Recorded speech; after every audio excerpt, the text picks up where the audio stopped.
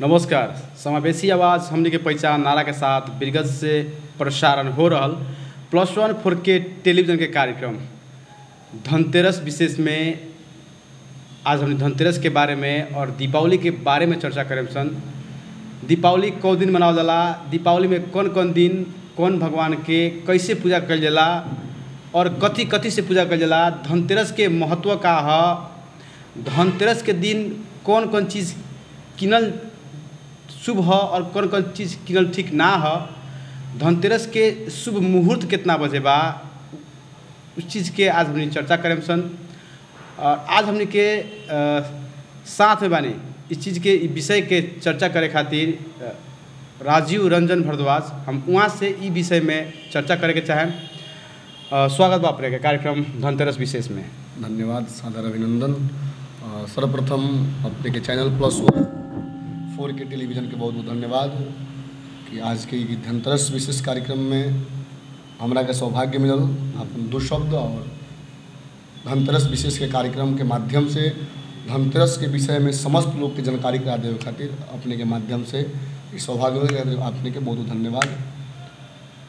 राजू सर, आज धनतेरस है और आज बहुत ही लोग धनतेरस के बहुत उत्साहपूर्वक मानेनी।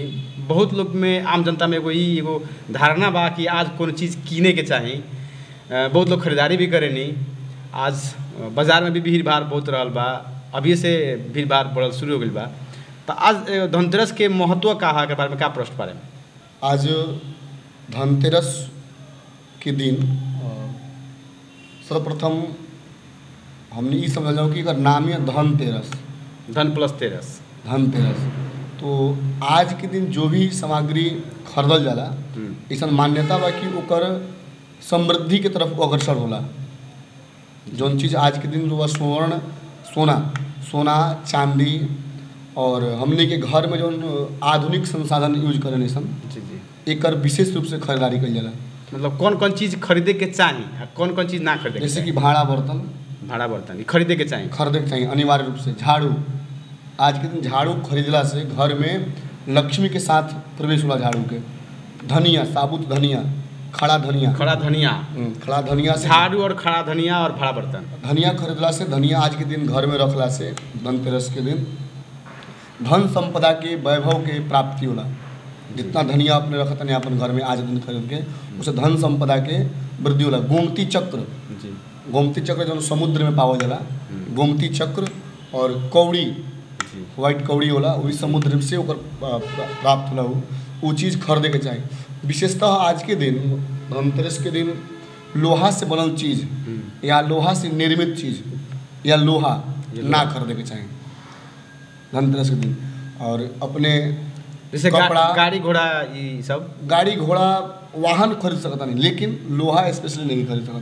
तो वो भी तो लोहा से ही बनल बा। जैसे बाइक भैल, गाड़ी भैल, 4 चक्का, बहुत लोग आज खरीदे नहीं, बाइक खरीदे नहीं आज के दिन के अवसर पर। उत्साह में लोग बाइक खरीदेला, वाहन खरीद सकता नहीं। वाहन एगो संपदा में आवेला जी। मतलब जैसे कि हमने के जीवन के हर व्यक्ति के एगो स्वप्न रहेला कि अपन जीवन में एगो घर, एगो गाड़ी, ये अनिवार्य चीज़ है। तो घर से जुड़ल चीज़ खरीदेला, इसे लोहा, रॉड, ये सब लोग चीज़ नहीं खरीद सकत। वस्त्र आदि, बिछावन के सजावट के चीज़ विशेष रूप से आज खरीदे के चाहिए। जो घर में सजावट में, जो डेकोरेशन में जो काम आवेला, वो चीज़ धनतेरस के विशेष खरीदे के चाहिए। धनतेरस के जो विशेष अर्थ बाटे शास्त्र में, वो आज के दिन धनतेरस के दिन भगवान धन्वंतरी के जन्म भइल है। जन्म ना भइल, उनका प्रादुर्भाव भइल। भगवान धन्वंतरी समुद्र से स्वर्ण के कलश लेके प्रकट भइल। तो स्वर्ण के कलश लेके जब से प्रकट भइल, वो दिन से धनतेरस के नामकरण भइल। और धनतेरस के दिन धन खरीदला से वैभव के प्राप्ति होला। और कुबेर, गणेश, लक्ष्मी आदि के आज के दिन पूजा करे के चाहिए।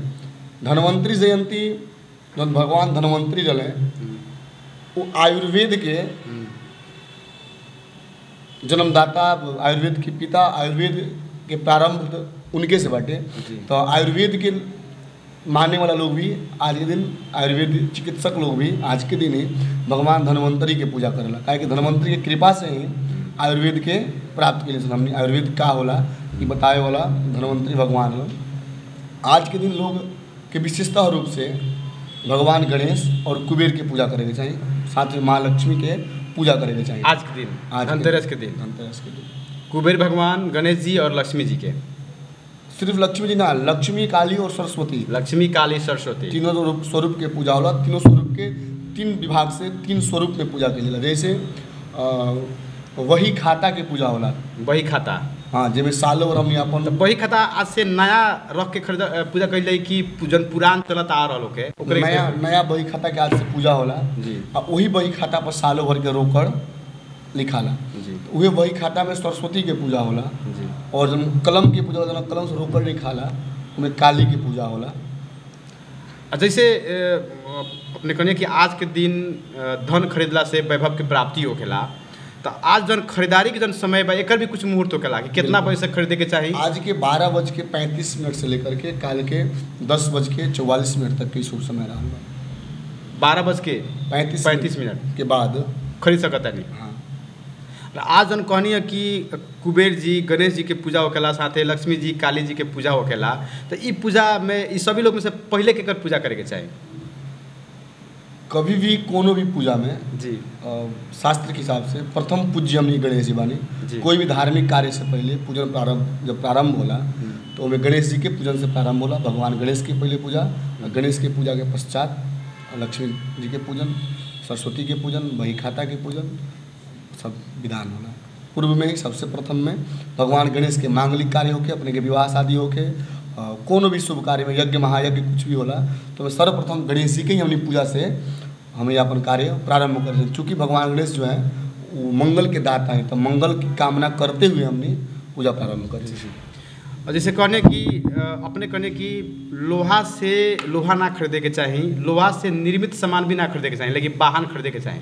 तो आज के दिन जैसे कि लोग बाइक, मोटरसाइकिल ज़्यादा लोग खरीदेला, तो ई खरीदल ठीक बा कि ना? एकदम ठीक बा। जैसे दूध यात्रा में जी, दूध यात्रा में वर्जित होला जी। कोई भी ब्राह्मण से व आचार्य से जब सलाह लें तो कोई की यात्रा के समय दूध पी के ना निकले के, अपने घर के गार्जियन भी बताए कि दूध पी के यात्रा पर ना जाए के, लेकिन दही खा के जाए के। दही शुभ, दही से ही, दूध से ही बनल बा, दूध से ही बनल बा, तो ओकर प्रारूप चेंज हो गइल बा, ओकर स्वरूप चेंज हो गइल बा। ऐसे वो लोहा कर सकता है। जैसे अब हल्का एगो शॉर्ट बता दी, जैसे अपने कहनी एगो यात्रा के बात करनी है, तो कौन दिन कौन चीज़ खा के निकला से यात्रा बनेला? कभी भी कोनो भी दिन शॉर्टकट में एकदम कुछ नहीं जानत तो घर से निकलते समय भगवान गणेश के स्मरण करी और चीनी दही खाई और एगो दुर्वा, 2 दुर्वा लेकर के पैकेट में रख के निकले और यात्रा 100% सफल रही, हर प्रकार से मंगल ही मंगल जी। और जैसे कि हमने के आम लोग दीपावली और नेपाली लोग भी दीपावली 5 दिन मनावली। काग तिहार, कुकुर तिहार, गाय तिहार, गोवर्धन पूजा होखेला, ओकर बाद भाई टीका होखेला। तो ये 5 दिन के विशेषता का बा? जैसे काग तिहार में पूजा के करके चाहिए, केकर पूजा करके चाहिए, कैसे पूजा करके चाहिए? काग तिहार में हमनी काग के पूजा करेले सन। काग जोन होला वो पितृ स्वरूप होला।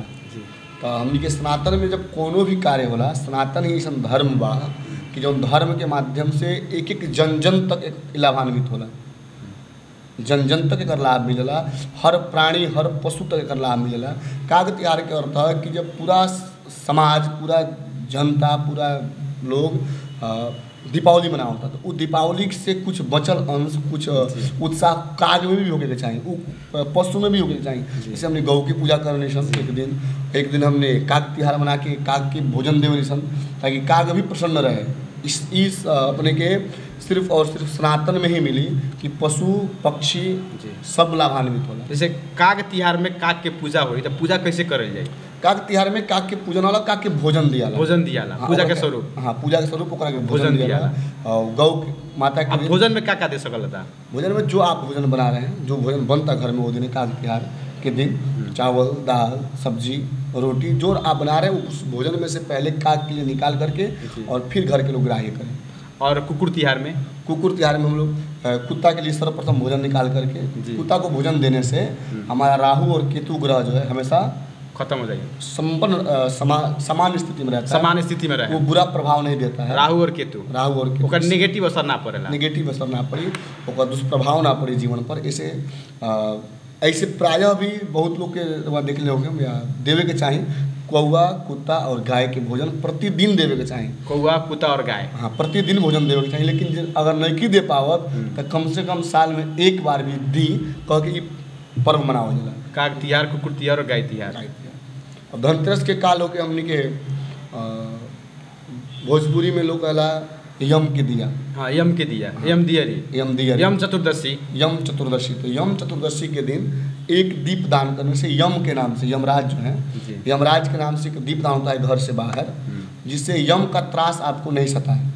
जब आदमी का मृत्यु होता है तो यम के लोग, यम आते हैं और आपको प्रताड़ित करते हुए, यानी कि कष्ट देते हुए लेकर जाते हैं इस लोक से। तो उसके भय से आपको कष्ट नहीं हो, आपको पार्षदों के साथ सम्मान लेके जाया जाए मृत्यु होने के बाद। इसके लिए आप अपने जीवन में एक दीप जो है यम के नाम से, यम चतुर्दशी के दिन दान करना चाहिए। तो वो हम लोग कल करेंगे, आज धनतेरस, और कल हम लोग एक एक दिया अपने घर से यम के नाम से जलाएंगे, जो कि हम लोग को यम के त्रास से बचने के लिए। जैसे महाराज जी, दीपावली के आध्यात्मिक महत्व का बा। दीपावली जैसे इस धर्म के हिसाब से जब रावण पर राम जी विजय प्राप्त करके जब अयोध्या लौटनी, तो वहाँ घर घर में दीप जला के दीपावली मनावल गया खुशहाली में। तो वो दिन से दीपावली मतलब मनावल आम जनता में मनावल लागल लोग। ओकर और आध्यात्मिक कारण का बा? भगवान राम मर्यादा पुरुषोत्तम थे, और आप जान लीजिए कि जब राम जी अयोध्या जो वनवास चले गए, तो उस दिन से अयोध्या में दीपक जला ही नहीं था 14 वर्ष तक। तो भगवान राम जब दशहरा के दिन, विजयादशमी के दिन, जब लंका पे विजय प्राप्त हुए, जब वो विजय उन्होंने पाया, तो उस दिन हम लोग विजयादशमी मनाते हैं, है ना। जब वहाँ से वो राम जी जब आए, तो अयोध्या में इतनी खुशहाली थी, सारे लोगों की भगवान राम आ रहे हैं, राजा राम आ रहे हैं, रामचंद्र आ रहे हैं ना। तो उस खुशहाली में सभी लोग दीप अपने अपने घर जलाए, और दीप जला करके राम का आने का स्वागत किए। साथ में इसका महत्व ये भी है कि दीपावली के 2 दिन बाद अमावस्या तिथि को जो पर्व मनाई जाती है, कार्तिक कृष्ण पक्ष अमावस्या तिथि को, इस दिन भी भगवान गणेश और माँ लक्ष्मी की पूजा की जाती है, और सरसों के तेल का दीप जलाया जाता है। गणेश पुराण के अंतर्गत एक कथा आती है कि सरसों का तेल का दीपक जलाने से शनि ग्रह भी शांत होता है, सरसों के तेल जलाने से। और दीप जलाने से दीपो ज्योति परब्रह्मा दीपो ज्योति जनार्दन दीप हरतु में पापम पूजा दीप नमोस्तुते। तो पूजन के समय दीपावली के दिन दीप जलाने से हमारी सभी पाप का जो है शमन हो जाता है, और घर घर में हम लोग उस दिन दीपावली मनाते हैं भगवान राम के आने की खुशी में। और आज तक सभी सनातनी लोग उस दिन अमावस्या के दिन दीपावली हम लोग मनाते हैं, और माँ लक्ष्मी और गणेश की विशेष पूजा की जाती है उस दिन। जैसे दीपावली के दिन कौन कौन चीज़ के पूजा करे के चाही और कैसे पूजा करे के चाही? दीपावली के दिन वृक्ष लगन में, स्थिर लगन में, जैसे वृक्ष लगन और सिंह लगन में प्राय का चर्चा होखेला पूजा के। और लगन, स्थिर लगन, 3 लगन होता है, एक स्थिर लगन, दुष्भाव लगन और चर लगन। चर लगन में आपको अलग कार्य होता है, दुष्भाव लगन में अलग कार्य होता है, लेकिन स्थिर लगन में जो है लक्ष्मी की पूजा की जाती है। स्थिर लगन, हाँ, क्योंकि लक्ष्मी स्थिर रहें, हमारे पास आए तो स्थिर हो जाए, हमारे पास रहें।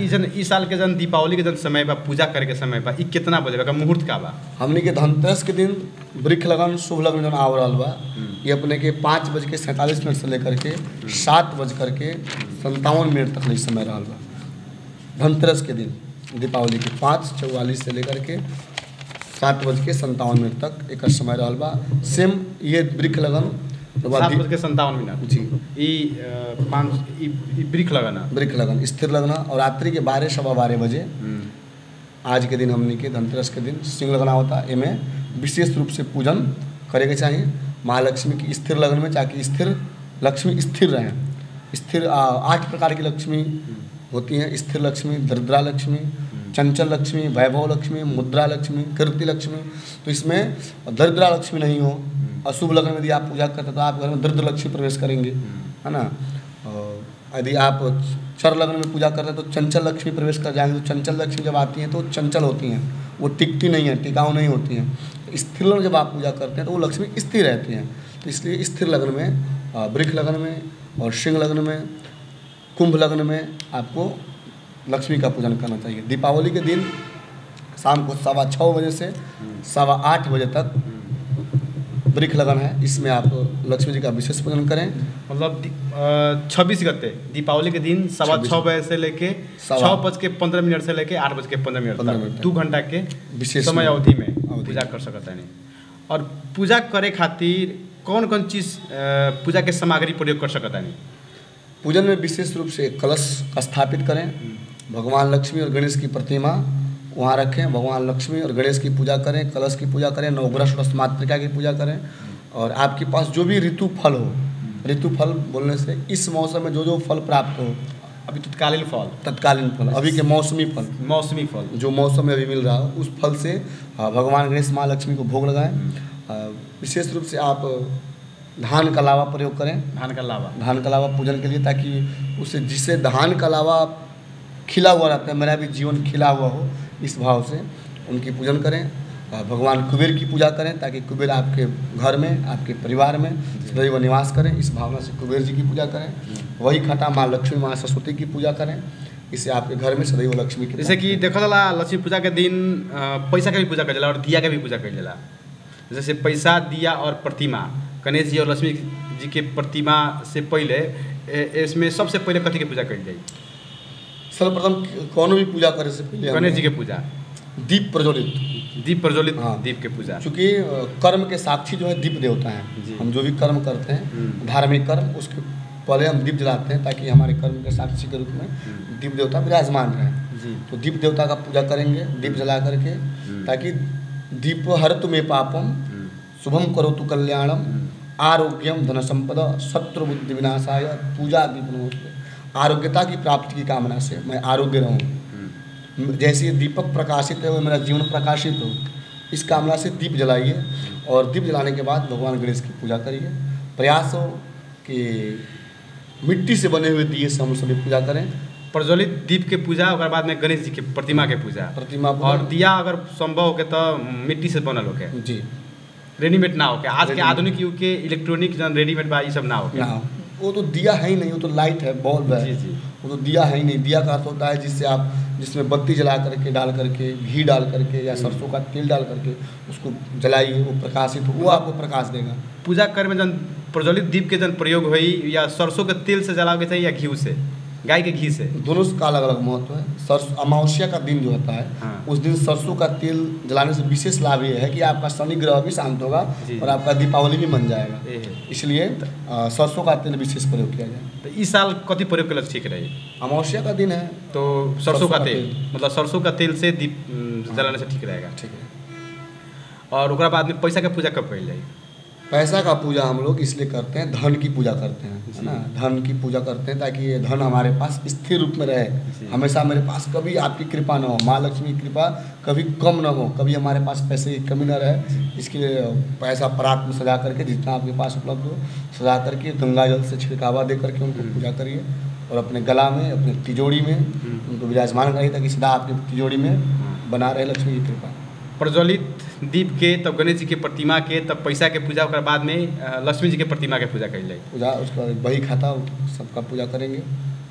जैसे पूजा करत समय में जन पूजा के जन सामग्री होखेला, उमें कथी कथी प्रयोग कर सकल जाता? रोली, मौली, चंदन, धूप, दीप, नैवेद्य, पंचामृत, फल, प्रसाद, पान का पत्ता, सुपारी, ये सारी व्यवस्थाएं पूजन की ले करके और पूर्वाभिमुख बैठ करके और पूजन। अच्छा, उमें जैसे कि पूजा करत समय में, जैसे कि बहुत बार देखा जाला कि गंगा जी के मतलब वास करावल जाला लोटा में या कलश में या कौन गिलास में। और बाद में चंदन लगावल जाला, अबीर लगावल जाला, पुष्प समर्पित कर जाला, मिष्ठान के समर्पित कर जाला, फल के समर्पित कर जाला। इनमें से सबसे पहले कौन चीज़ करी जाए? पूजन करने अपने आप सर्वप्रथम देखिए, पूजा करना है तो पहले अपने नित्य क्रिया से हो लीजिए, शुद्ध स्नान कर लीजिए। स्नान के बाद शुद्ध आसन पे विराजमान हो जाइए, एक बढ़िया आसन दे करके भगवान को विराजमान कराइए। पूजन की सारी व्यवस्था बना लीजिए। उसके बाद एक जलपात्र में जल लीजिए, उस जलपात्र में गंगा जी का आवाहन कर लीजिए। आह्वान कैसे करेंगे? उसमें चावल फूल ले करके गंगा जी का मंत्र बोलते हुए। कौन सा मंत्र? ओम गंगे च यमुने चैव गोदावरी सरस्वती नर्मदे सिंधु कावेरी जले अस्मिन् सन्निधिं कुरु, जले अस्मिन् सन्निधिं कुरु। हे माँ गंगे च जमुने शिव सरस्वती नर्मदे सिंधु कावेरी जले अस्मिन् सन्निधिं कुरु। हेमा, गंगा, नर्मदे, सिंधु, कावेरी सभी सप्त सागर महानदियाँ मेरे जल पात्र में आकर के आप विराजमान होइए और इस पूजन को पवित्र करिए। उसके बाद अपने शरीर पर जल का छिड़कावा, चंदन धारण, चंदन लगाइए, सोने का अंगूठी धारण करिए, न हो तो कुश का अंगूठी धारण करिए, शिखा बांध लीजिए, जो चुंडी होता है उसको बांध करके पूजन करना चाहिए। संकल्प करिए कि मैं इस कामना से पूजन कर रहा हूँ। संकल्प करने के बाद भगवान गणेश को रोली, चंदन, फूल, माला, धूप, दीप चढ़ा करके, नैवेद्य लगा करके, भोग लगा करके प्रार्थना करिए कि भगवान पास जो भी सामग्री उपस्थित था मैंने आपका इससे पूजन किया, आप इस पूजा से प्रसन्न होकर के सदा हमारे ऊपर आशीर्वाद बनाए। जैसे अब लक्ष्मी जी, गणेश जी प्रज्वलित दिया और पैसा के यदि चंदन लगावल जाए या अबीर लगावल जाए तो उनमें कैसे मंत्र के उच्चारण कैसे करी जाए? गणेश जी का पूजन करते समय यदि आपको मंत्र याद हो तो सभी वस्तुओं का मंत्र बोले, न हो तो आप अपने नज़दीकी अपने संपर्क के किसी विद्वान ब्राह्मण को बुला करके पूजा कराएं।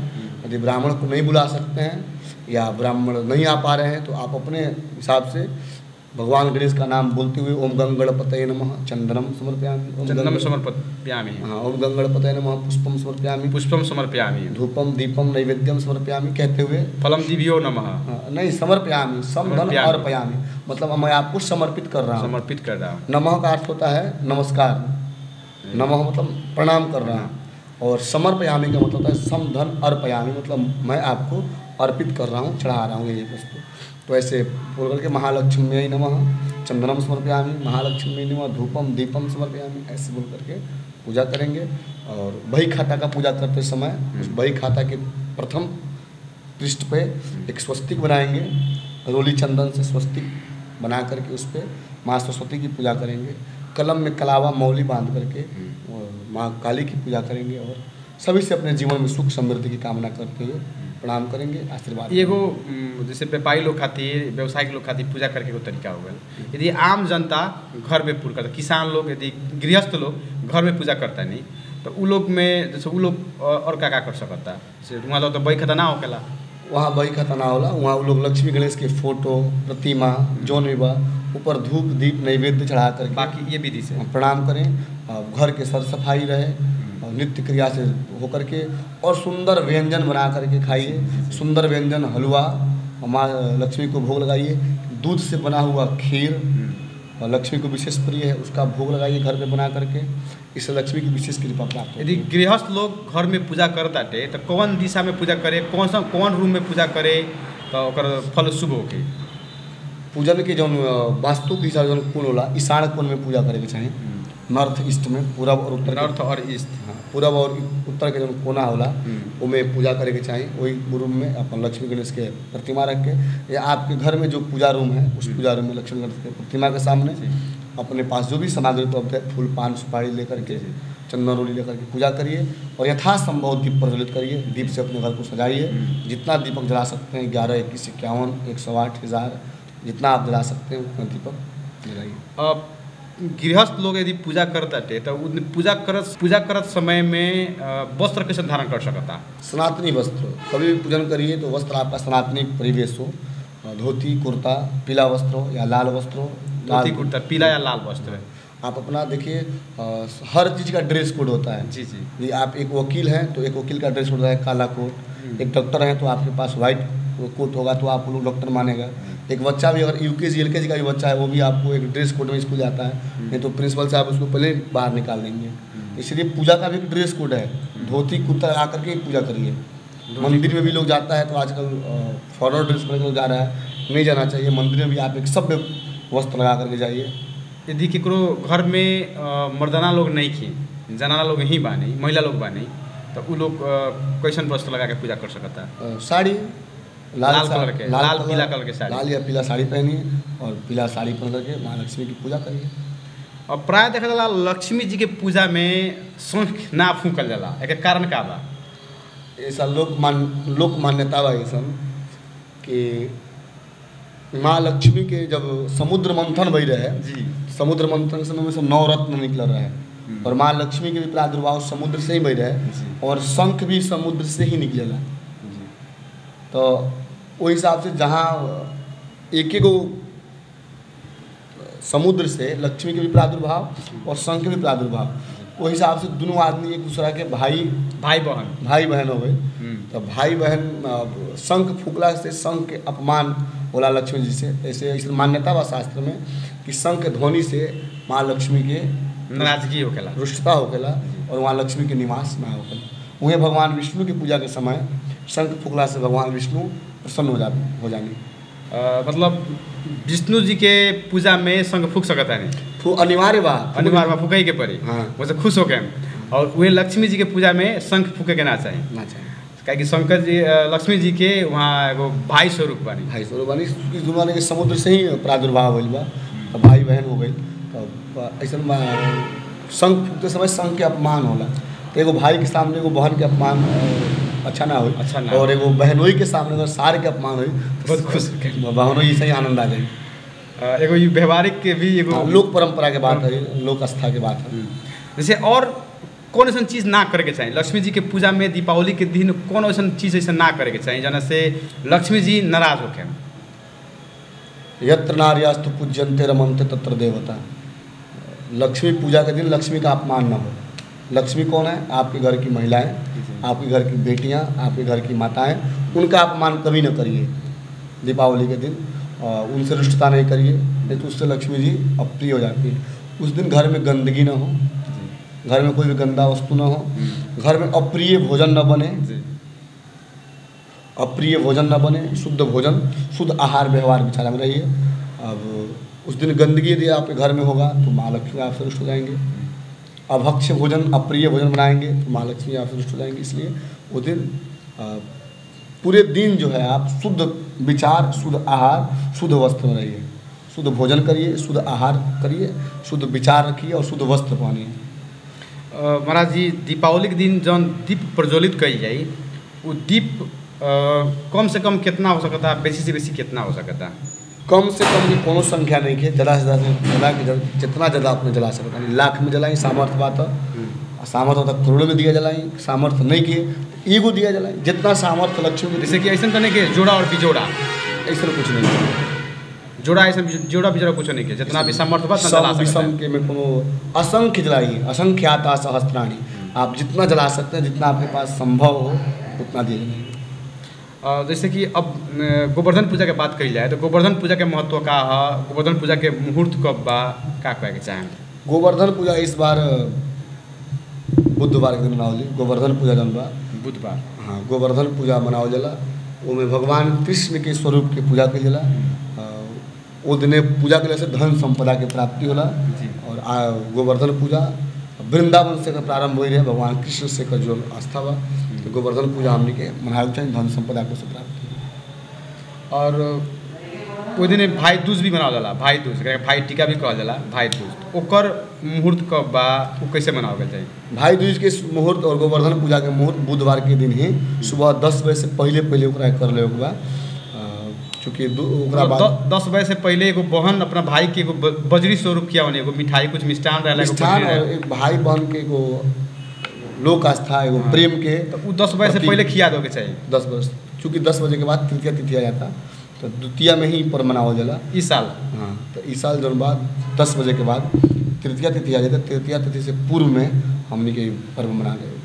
आज के दिन एगो भाई एगो बहन के लंबा आयु खातिर, बहन अपना भाई के दीर्घायु खातिर, स्वस्थ रहे खातिर, धनवान रहे खातिर अपन आशीर्वाद स्वरूप मिष्ठान और केराव बजड़ी जौन बा खिलावल जाता। कि बजड़ी मतलब लोक आस्था में इसमें कहला परंपरा बा कि बजड़ी खानी हमार भाई वज्र होके, बलवान होके, धनवान होके, एक कामना से वो बहन आशीर्वाद स्वरूप वो दिन हर भाई के अपन बहन से वो दिन आशीर्वाद लेके चाहिए। और पर्व के विशेष महत्व ई बा कि हर बहन के, सिर्फ आपन बहन के ना, हर बहन के सम्मान होके चाहिए।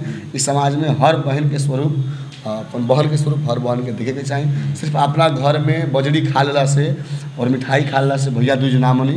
भैया दूज मनावे खातिर हर बहन के सम्मान होके चाहिए।